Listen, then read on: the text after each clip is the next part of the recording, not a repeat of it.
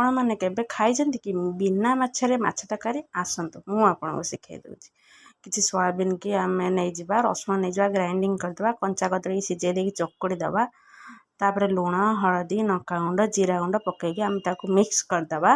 तापर किसी पात्र रे तेल लगेदेबा लगेदी माछ साइज रे ताकू बागेदेबा गोटे गोटे गोटे गोटे करके मु 4टी बागेला आपण जते इच्छा करि परिबे। तापर गोटे जगार तेल गरम कर नहीं गोटे गोटे गोटे गोटे करके आमर भेज माछ को पकईदेबा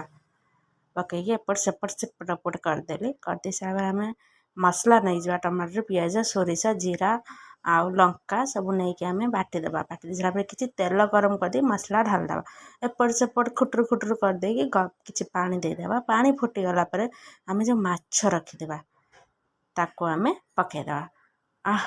कि बास्ना बास्ना रे पेट पुरीगलानी। तो आपण मैंने करंतु आ खातु कहतु केमती लगिला।